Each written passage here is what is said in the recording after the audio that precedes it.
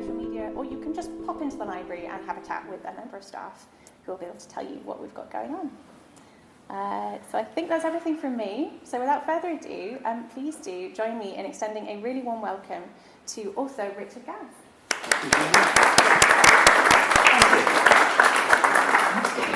Right, let's talk about Frankenstein and Dracula.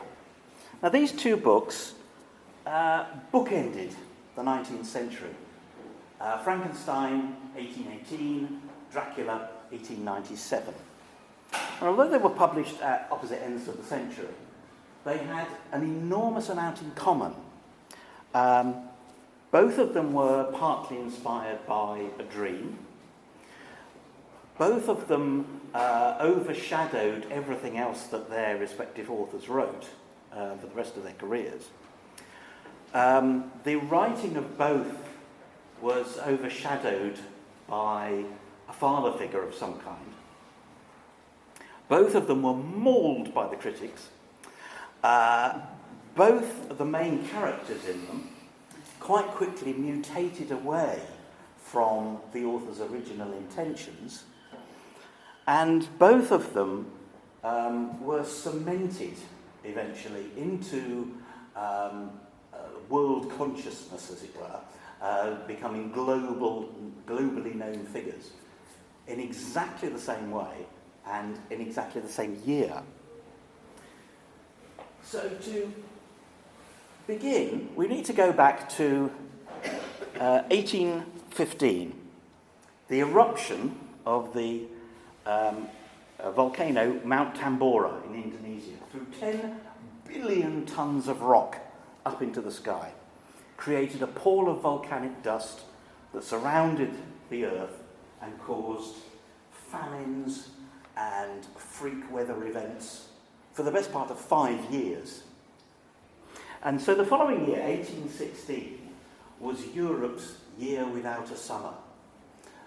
Terrible weather continued right from January to December.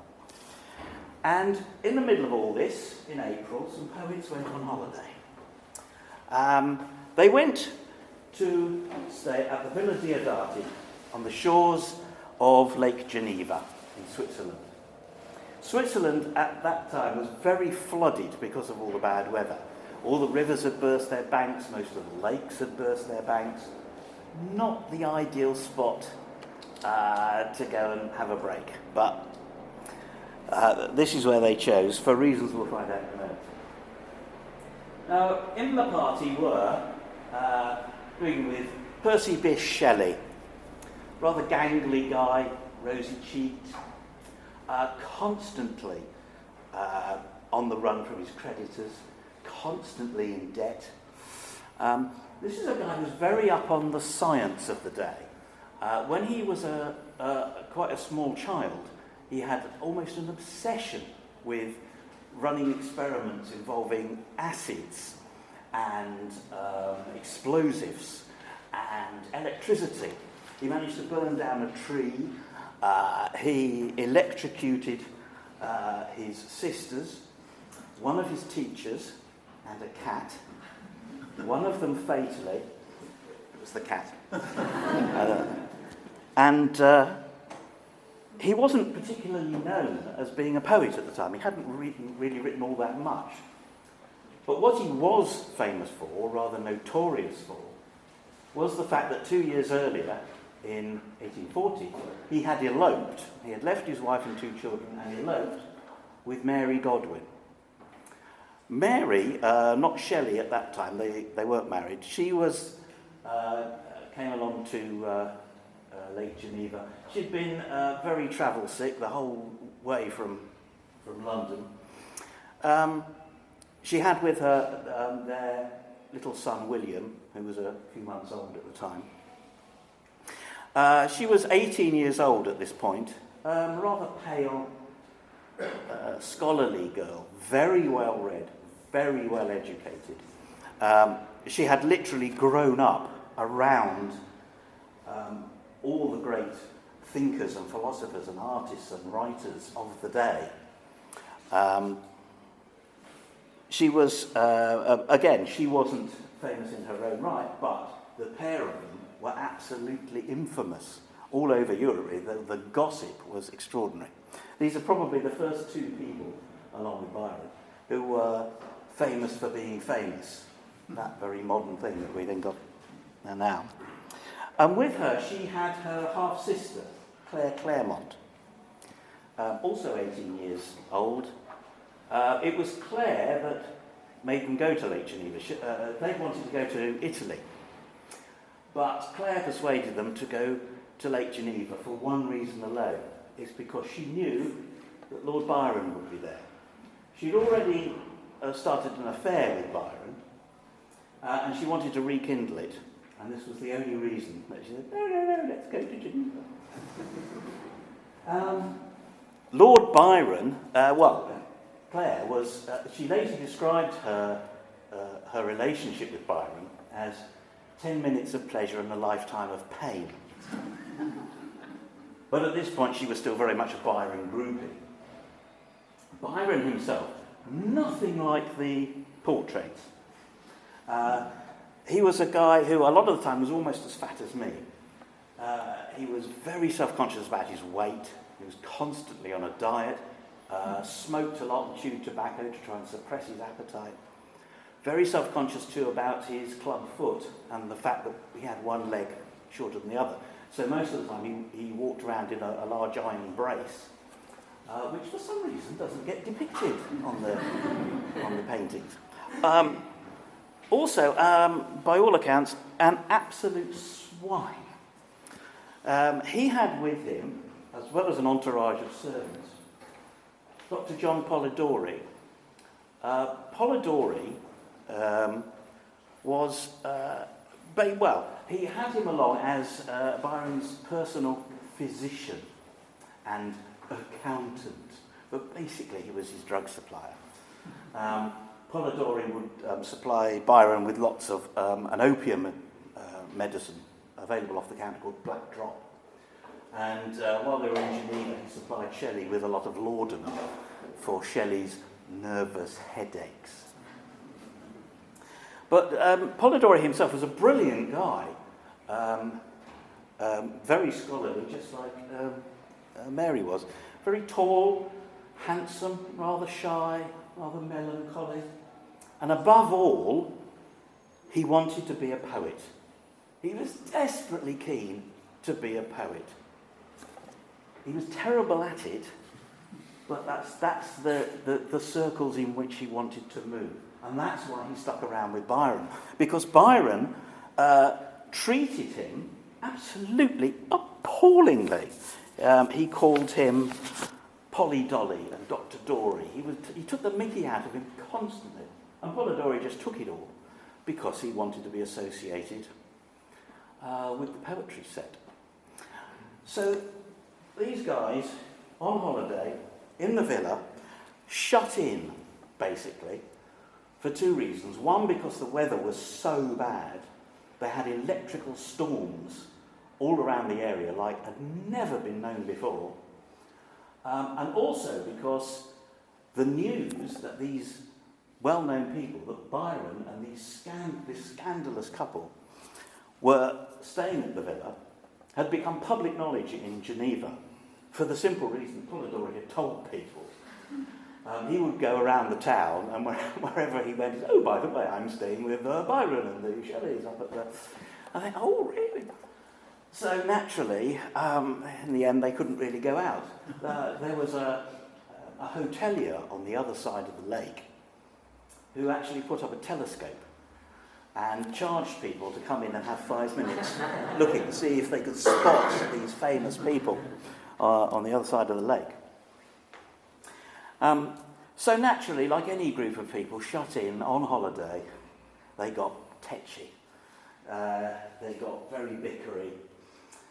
So Byron suggested they started reading stories to each other, which is what they did. And one of the volumes that they read to each other was a set of short ghost stories in a volume called Phantasmagoriana, a book that had originally been published in Germany. And so they read these stories to each other. At one point, when Byron was reading a poem by Coleridge, Shelley became so terrified that he leapt up and ran out of the room screaming. So the line in Blackadder, Mr. Shelley, you are the big girl's blouse, is historically accurate. Eventually, of course, they ran out of stories, so Byron suggested they make up their own, which is what they did. So from about the middle of June, they've been there a few weeks by now, by the middle of June, they started telling their own. Mary went first, and the story that she told was something that she'd dreamt a couple of nights before. The original manuscript of that short story is lost, so we don't know exactly what was in it. But we do know that it was basically the creation scene from Frankenstein. And it was Shelley who encouraged her to expand it into a complete novel. The various influences that came to bear on the writing of Frankenstein are many and various. But principally, there were a couple of scientific debates that were going on at the time. Shelley would have been well up on them, Byron was well up on them, and definitely Mary was well up on them. The first one was all about vitalism, which is concerned with the chemistry of life. Where is human consciousness? What creates it? What forms it? What the philosopher Gilbert Ryle in the 20th century called the ghost in the machine. Where does it come from? Is there a divine spark that sets it all off? Or, as Shelley and Byron's favourite French philosophers would have it, is it all just pure physical, chemical things going on in the brain? So there was this debate that was very current in science, and also the debate around galvanism.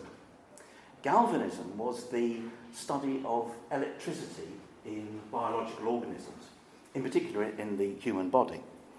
It had been kicked off by Luigi Galvani, hence the name, in the 1790s when he did that famous experiment with the frog's legs. Do you know the one I mean? With the electrodes, jabbing them in and made the frog's legs twitch. His nephew, Giovanni Aldini, took the whole thing a lot further. Aldini went around Europe giving very dramatic demonstrations of the possibilities of galvanism, asking the question, could it be used to revive the dead? Perhaps the most famous demonstration that he gave was in London in 1803, when he got hold of a fresh corpse that had just been, someone who had just been hung for murder. Put the body on a slab, out with the electrodes, got the legs moving, arms flexing, eyes opening, the jaw going as if it was speaking. He even got the thing to sit up at one point. Now, naturally, his audience of medical people and other interested parties had only two reactions to this. They were either absolutely astonished or they were throwing up at the back. We know that in the audience of that demonstration were Shelley's parents and friends of Mary's father. So both of them would have known all about this demonstration. So galvanism and the possibilities surrounding that were very influential on Mary. Something else that influenced all the various elements that went into Frankenstein were Mary's travels with Shelley a couple of years earlier in 1814. When they eloped, and to avoid the scandal, and again to avoid Shelley's debtors, they took the European tour. They made various trips through Europe. And one of the trips they took was a trip down the River Rhine in Germany. And on that trip, we're pretty sure they didn't actually visit it, but they certainly saw and heard about it. A castle on the banks of the Rhine. This was the original Castle Frankenstein. It was a ruin then. It's a ruin now. You can still visit it, actually. It's got a very good cafe, apparently. So they would have heard about Castle Frankenstein, and they would have heard about one of its most famous inhabitants, a guy called Johann Dippel, who had been born there about a century and a half earlier. Now, if you want a prototype for Victor Frankenstein, you need look no further than Johann Dippel. This is a guy, and remember this was 150 years earlier, this is a guy who was experimenting with transmitting souls from one brain to another. He was very interested in alchemy, in turning base metals into gold. He also did an awful lot of grave robbing, for which he was quite well known and notorious in the local area. So these stories would have been heard by Shelley and by Mary. So it's almost impossible to think that those stories didn't filter their way into Frankenstein. The most important influence, though, when it came to Mary's thoughts in putting the novel together, were her relationships. Her relationships with her parents and her relationships with her children. Her parents, Mary Wollstonecraft and William Godwin, were perhaps the most preeminent socio-political thinkers of the late 18th century in Britain. Mary Wollstonecraft was the author of A Vindication of the Rights of Women, and William Godwin, a guy who talked about utilitarianism and anarchism and various other isms. But both of them, this is why Mary grew up surrounded by all these well-known people. It's because her parents were very illustrious people. And of course there was a great weight of expectation on Mary. Because of this, she was very much expected to grow up and become as illustrious as her parents. The thing is, her mother died when Mary was only a few weeks old. And Mary very quickly developed what I suppose these days would be called a morbid attachment to her mother's grave in St Pancras Church in London. All the time she was growing up, from being a very little girl, she would sit by her mother's graveside for hours and hours at a time, talking to her mother. And of course all the work that her mother had done, being so famous, she felt, you can imagine that her relationship with her mother was a very, very strange one. Quite the opposite, actually, her relationship with her father, which was very close. They were a very close-knit pair, William Godwin and Mary. But in 1814, when Mary ran off with Shelley, basically William was as scandalised as anybody else. And he said to her, "That's it, you are cut off completely, you are dead to me." This was something that genuinely traumatised Mary very much, and did really for the rest of her life. So this odd relationship she had with her parents, and the trauma that she had by being cut off by her dad, were very much in her mind at the time, and so were her thoughts about her baby William. Baby William she must have worried terribly about him, because the year before, her and Shelley had had a daughter who'd only lived a few days. And Mary wrote in her diary more than once about dreaming that the baby woke up and was okay. So there was a lot of that kind of angst in Mary's thoughts at the time. And I say this is the most important influence to Frankenstein because, as far as Mary was concerned, and I can't stress this enough, she wasn't writing a story about playing God. As far as she was concerned, she wasn't writing a story about scientific progress. Yes, Frankenstein is legitimately called the first science fiction novel. But, and those themes are there. But that wasn't her original intention. Her intention was to write a story about parental relationships and about the severing of those relationships. Victor Frankenstein is basically a reluctant father. The creature in the book goes on at length about, why have you abandoned me? There are very clear echoes of Mary's own life in Frankenstein. I always think that Frankenstein belongs in that group of novels which are really concerned with fears surrounding childbirth. Books like Ira Levin's Rosemary's Baby or John Wyndham's The Midwich Cuckoos, books like that. I think if we want a proof of that, it's the fact that there's almost no science in Frankenstein. Mary was somebody who, of anybody in the world probably, who could have put a lot of scientific detail into Frankenstein, Mary was the person to do it, and there is almost none in Frankenstein. It's very much left to our imaginations exactly what Victor Frankenstein does. It's never made explicit, even how he animates the creature. It's only implied that it's through something like galvanism. So I think if she'd have wanted to write a science story, she would have put a lot more science detail into it, which she could have done. A lot of the book was written when she got home.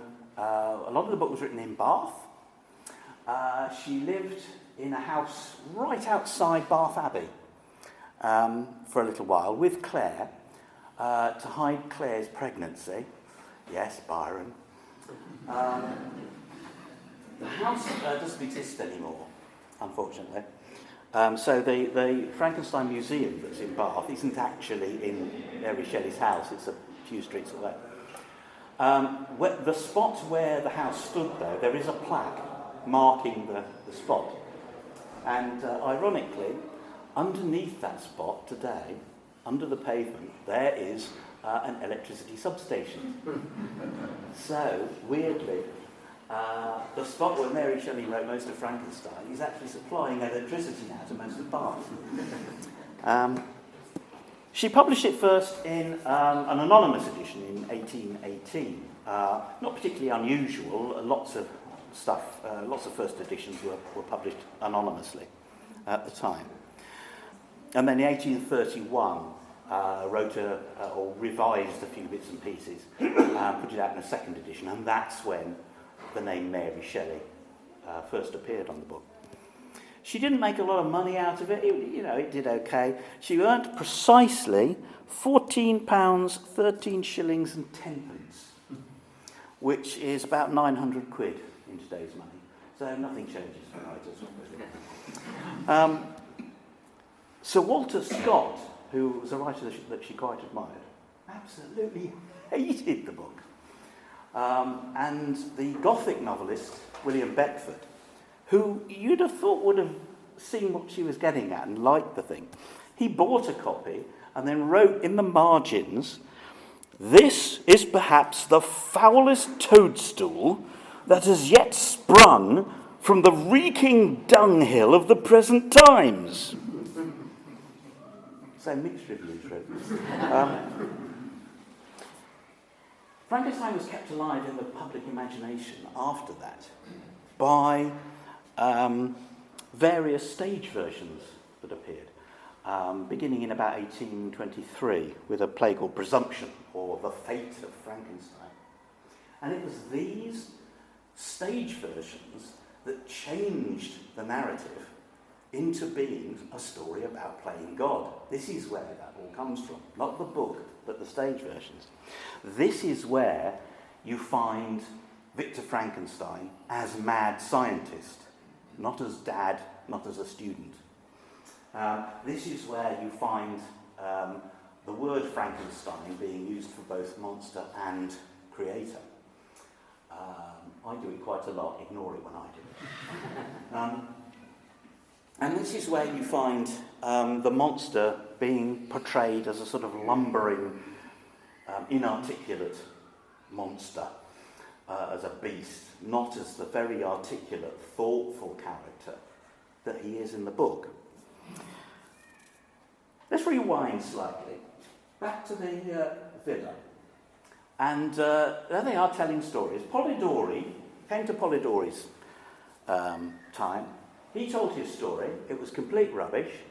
Nobody, it's barely even remembered what it was those days. But what he did do when he got home was he wrote up a story as well, but he nicked Byron's and wrote it up as his novella, The Vampire. This is a very important bit of vampire literature for two reasons. One is that Polidori basically chucked out all vampire legends. There were legends of blood-drinking creatures and animated corpses from all over the world, and had been since antiquity. You know, even the ancient Romans and Greeks had legends of the Lamia, which drank blood in the night. But he ignored all of that. And two, he made his main character, his vampire, an ordinary guy and an aristocrat. This established what is known today as the Byronic vampire. In other words, the vampire is a fairly suave, apparently ordinary guy who just happens to go and bite people at night. His vampire character was called Lord Ruthven, which was significant because Lady Caroline Lamb, who had also had an affair with Byron, and who was now at the I can't stand the sight of him phase of their relationship, had written a book a couple of years earlier called Glenarvan, in which she had a character called Lord Ruthven, or I think it was just Ruthven. And this was a very, very thinly disguised send-up of Byron, and all the reading public knew it. And Byron was not pleased. Good. And when this novella, when The Vampire appeared, and there was a character in it called Lord Ruthven, naturally the entire reading public thought either, because it was anonymous, either this was by Byron and he was having a go back at Caroline Lamb, or it was another send-up of Byron portraying him as this fiendish character. As a result of that, The Vampire itself, it outsold Frankenstein by a mile. Very popular. And it was one of a number of vampire stories and novellas which kind of bobbled along through the 19th century. None of which sort of, set the world alight, but there were an important couple of them. One of which was Varney the Vampire, or The Feast of Blood. A penny blood or a penny dreadful that came out in 1845. If we had about 3 hours, we'd talk about penny dreadfuls forever. They're just fabulous. Awful, but fabulous.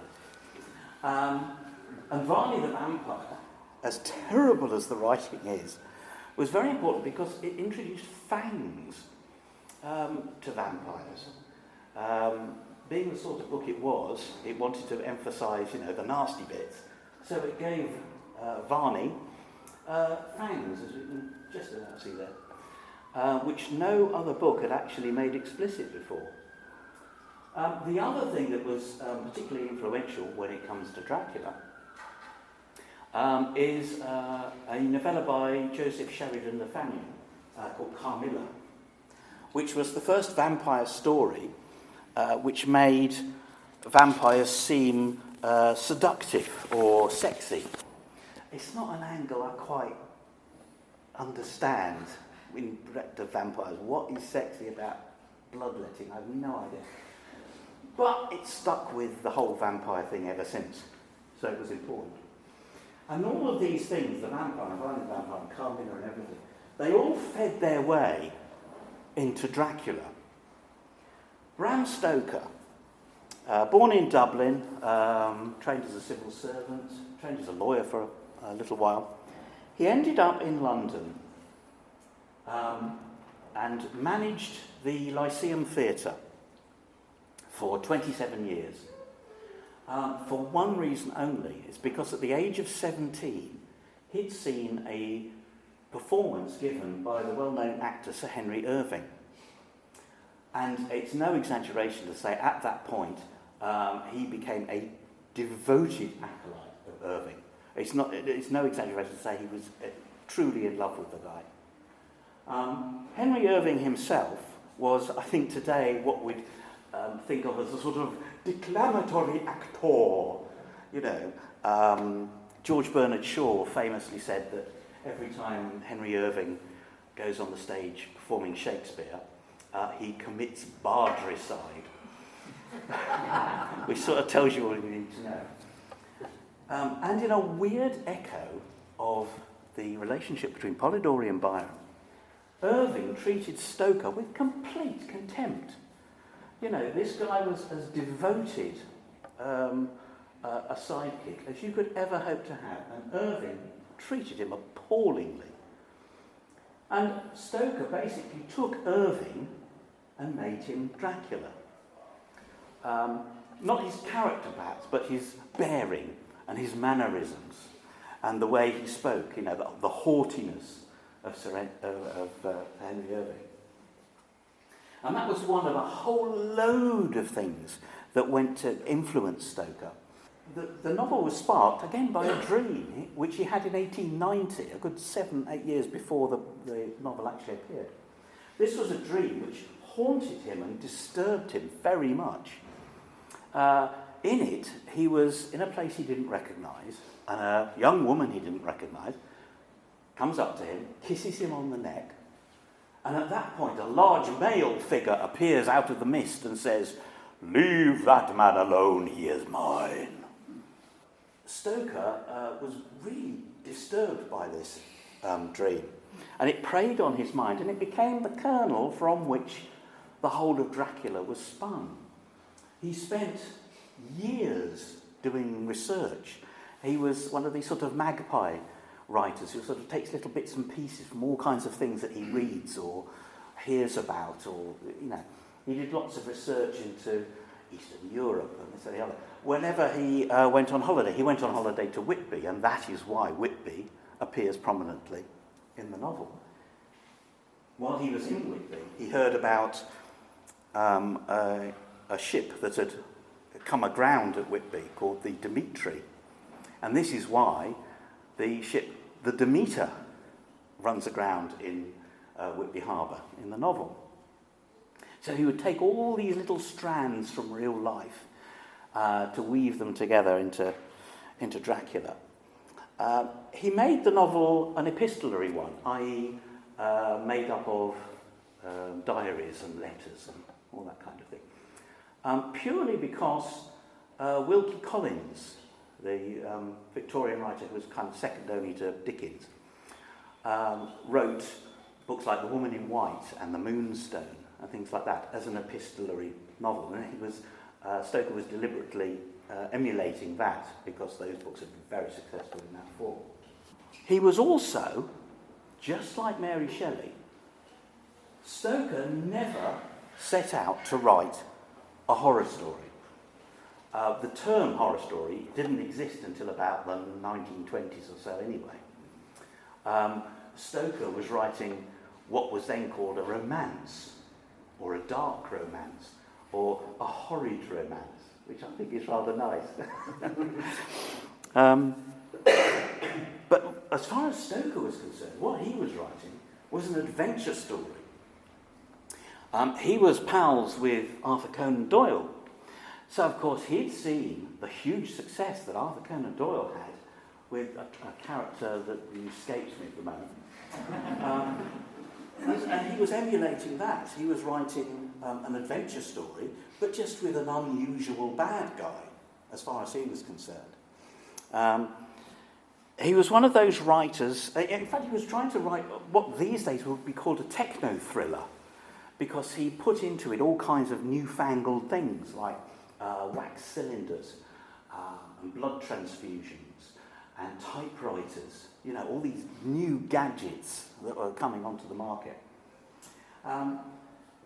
He was the sort of writer who liked to change things right up until the last minute. huge. If he'd gone through with the original version, the book would have been utterly different. Part of the story was originally set in Austria. That came out. The main character was originally called Count Wampir, which doesn't have the same ring to it. There was originally a volcano in it, that got out. There was originally a werewolf in it, and that got taken out.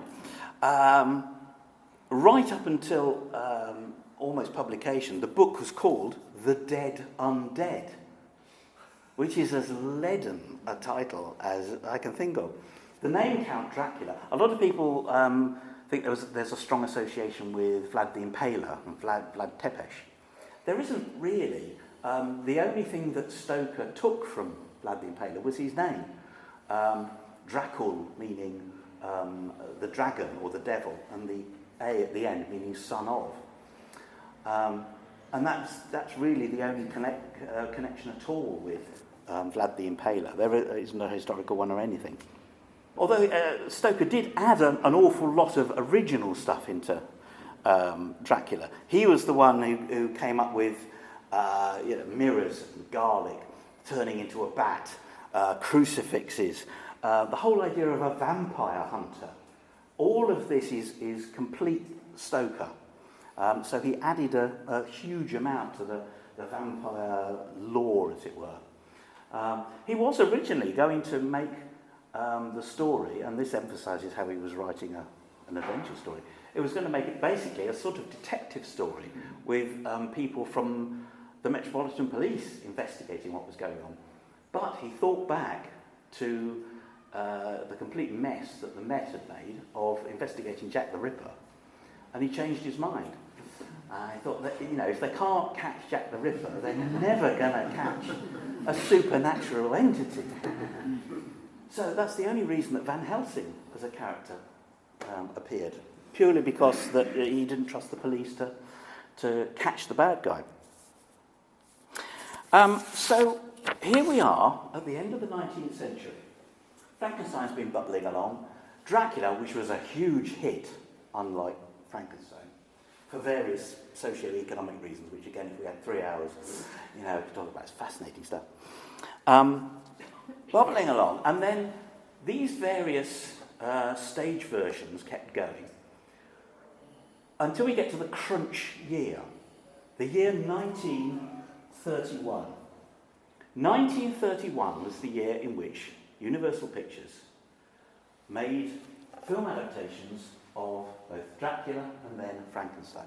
They weren't the first film adaptations, but it is at this point, in 1931, that both these characters, Dracula and Frankenstein, transformed from being literary characters to being globally known.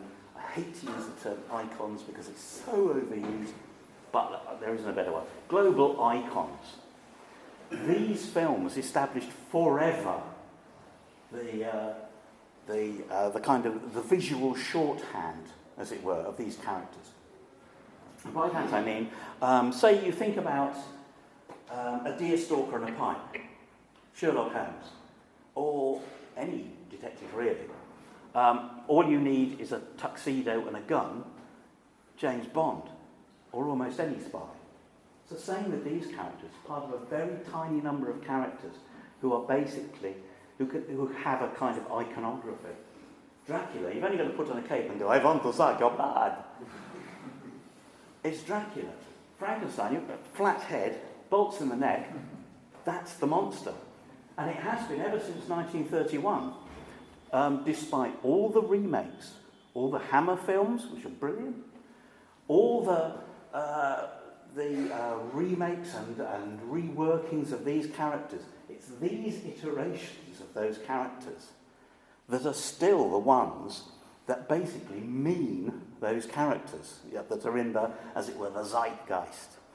I mean, you think of Dracula, you don't think of Christopher Lee. Christopher Lee was in far more films as Dracula than Bela Lugosi ever was. But it's this version to which, the standard Dracula, as it were, always devolves. Both of these films, although they were made in Hollywood, they were pretty much European. Nearly everybody that was involved in making them was European. The directors, writers, the stars, a lot of the cast, all a huge number of people involved were from Europe. And both films were very heavily influenced by a lot of the German expressionist cinema of the silent era. Films like Nosferatu, which was basically a rip-off of Dracula. Stoker's Widow was very cross when Nosferatu came out because it was a rip-off. They just changed the name and tried to get the film destroyed. Very nearly succeeded. Unfortunately, a few copies got through the net, so we still have it. And films like The Cabinet of Dr. Caligari, made I think 1920. These were very heavily influential on the people who would then go on to make these Universal films. Both these actors, Bela Lugosi and Boris Karloff, very interesting guys. Just as those books completely dominated those writers' careers, so these single films completely dominated these actors' careers. Lugosi was a fascinating guy. He was well known in Hungary under his original name, Bela Blasko, as a stage actor. And when he came over to Hollywood to play Dracula, because he played the part in various stage versions, he completely refused to learn to speak English. He said it was beneath him. So every line that he spoke in that film, and in most of his films subsequently, was learned phonetically. He didn't really know what the line was. Everything had to be learnt just by sound alone, which is where you get that strange intonation. If you see this film today, he has the which is completely Dracula. But that's why he had it. It's because he was speaking in a language he didn't understand. He was interesting because he actually only played Dracula twice. Once in this original film, and once about 20 odd years later in Abbott and Costello Meet Frankenstein, which is actually quite a good film. They had parallel careers up to a point, but in reverse. Lugosi's career sort of slowly nosedived. If anybody's seen the Tim Burton film, Ed Wood, that's a very accurate portrayal of Lugosi's last few years.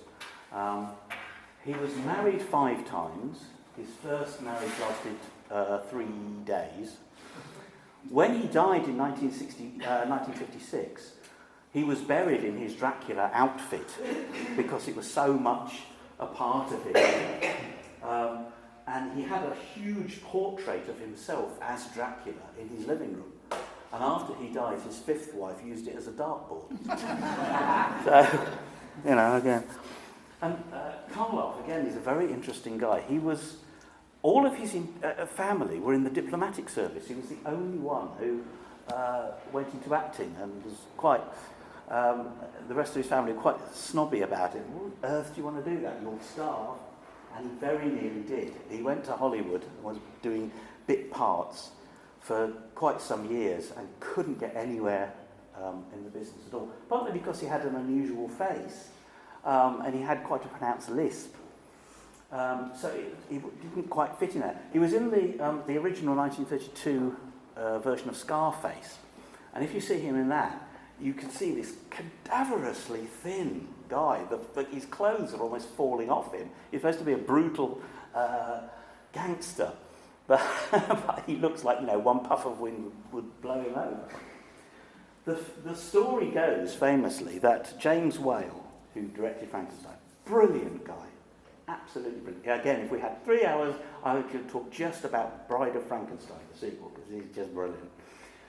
But he started filming Frankenstein before they'd even cast the monster. They didn't have anybody, because they'd offered it to Lugosi, and Lugosi said, I'm not doing that, it's a non-speaking part, which is ironic. So, the story goes, and I hope it's true, that James Whale went into the canteen at Universal Films and saw this person across the room, this odd-looking person, and thought, went up to him and said, excuse me. And this poor starving wretch said, yes. And he said, would you like a starring role in my new picture? And this poor starving wretch said, yes, please, yes, I would. What's the part? And Whale said, a hideous monster. And he said, I'll take it. And the rest is history. It was a complete unknown Karloff. He was so lowly in the business, he didn't even get an invite to the premiere. But by the second film, 2 or 3 years later, Bride of Frankenstein, he was one of the biggest stars in Hollywood.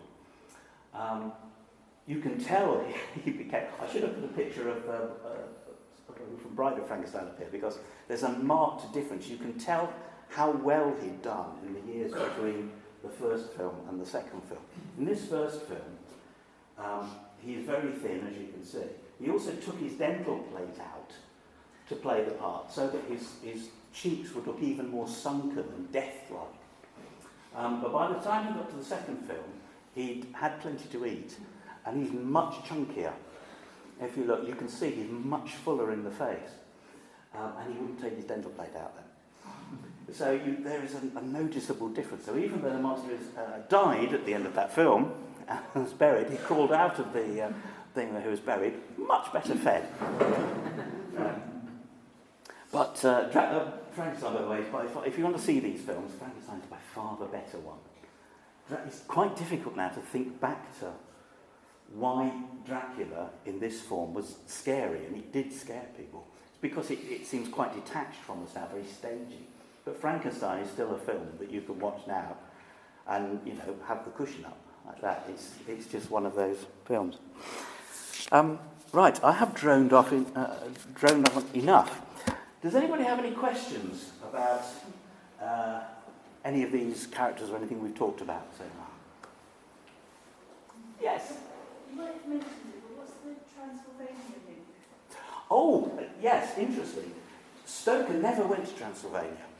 All his reading about Eastern Europe was just done in the library. In fact, I'm going to do this exact presentation at Pimlico Library in London next month, which was Stoker's local. And he would go in there quite a lot and read up stuff.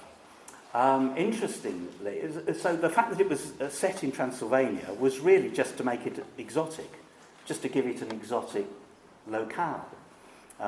It wasn't a place that he knew at all.